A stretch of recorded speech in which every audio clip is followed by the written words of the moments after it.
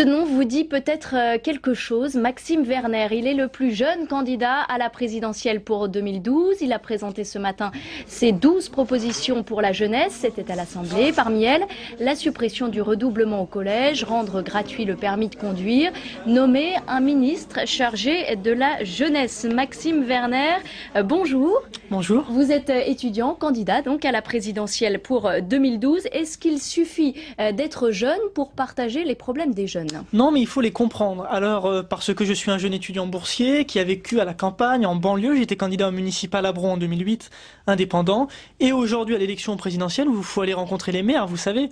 Je lance d'ailleurs un appel parce que je n'ai que 203 parrainages, alors il en faut encore 300. Eh bien, vous espérez les trouver? Ah oui, je vais les chercher.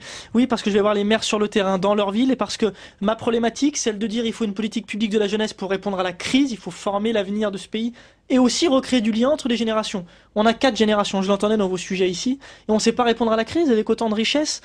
Ils savent l'entendre, ils savent me faire confiance. J'entendais l'autre jour certains petits candidats demander l'anonymat des parrainages. Je peux l'entendre, en tout cas moi j'ai pas besoin qu'ils soient anonymes, les maires sont fiers de me parrainer à l'élection présidentielle. Vous irez jusqu'au bout de votre candidature? Jusqu'au bout, et je vais même vous dire, j'ai présenté aujourd'hui mes 12 propositions à l'Assemblée pour une politique publique de la jeunesse. Le 12 janvier, on va franchir le Rubicon ensemble, économique en tout cas, je proposerai une réforme fiscale, économique, sociale, qui montrera à ceux qui en doutent que mon envie d'être candidat à l'élection présidentielle est grande et que ma légitimité pour porter des choses auprès des Français, elle est aussi.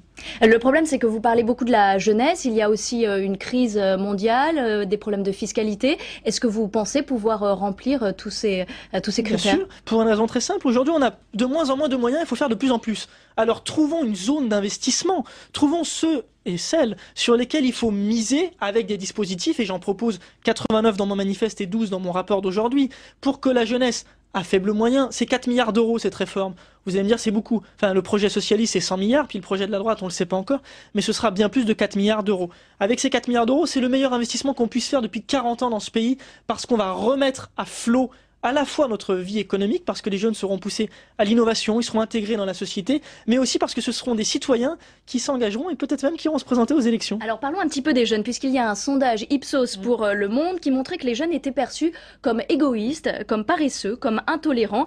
Vous voyez pas engagés à 64%. Est-ce que vos propositions vont permettre de combattre le malaise des jeunes? Oui, et il y a 3 choses. Le premier, c'est que si on écoute et qu'on intègre les jeunes, ils se sentiront respectés, ils participeront à cette politique publique, ils verront l'État d'une autre manière, le contrat social sera rétabli, ils feront confiance à la société, et surtout ce qui est encore pire dans le sondage d'hier, c'est qu'en fait les jeunes se voient comme les aînés les voient, c'est-à-dire de manière négative. L'estime de soi est tombée, elle chute chez nos jeunes et c'est quelque chose de très grave. Mais le pessimisme, ce n'est pas que les jeunes, c'est aussi à l'échelle française peut-être? Ce n'est pas que les jeunes, mais la jeunesse, c'est pas seulement un âge, c'est aussi un état d'esprit qui est tout l'opposé du pessimisme. J'ai l'habitude de citer Camus qui dit « La vraie générosité envers l'avenir consiste à tout donner au présent ». Il faut de la confiance pour être jeune aujourd'hui. On en manque, alors j'essaye d'en apporter avec aussi ma volonté et puis les propositions. Dans ce même sondage, c'est François Hollande qui pourrait défendre au mieux les intérêts de la jeunesse à 42%. Pourriez-vous conclure un accord avec le candidat socialiste ? Vous savez, moi je suis là pour qu'il y ait une politique publique de la jeunesse. François Hollande ne propose pas aujourd'hui, je lui laisse le temps, s'il a besoin de cours sur la jeunesse, je peux lui en donner s'il veut, mais il faut qu'il comprenne mieux les problématiques de la jeunesse. C'est le principal axe de campagne de François Hollande, la jeunesse. Non, il y a 2 choses. Si vous voulez, il y a un sujet qui est la jeunesse et il y a l'axe dans les propositions. Aujourd'hui, je l'ai entendu parler de petite enfance, j'ai entendu parler de mettre des moyens sur l'éducation, mais c'est surtout changer la méthode d'éducation qui compte et ce qu'on en fait. J'attends de lui une vraie réflexion et je regardais par exemple dans les primaires, j'ai pas voté aux primaires, mais je regardais ça avec grand intérêt. Quelqu'un comme Montebourg a d'autant plus écrit et réfléchi sur le rôle de l'école que Hollande qui nous parle de jeunesse. Alors, je veux que les candidats... Un mot sur le contrat de génération, c'est quelque chose de très intéressant. En revanche, il faudrait le faire avec des apprentis, à mon avis, et pas quand on rentre dans l'entreprise, parce que ça va nous infantiliser et surtout...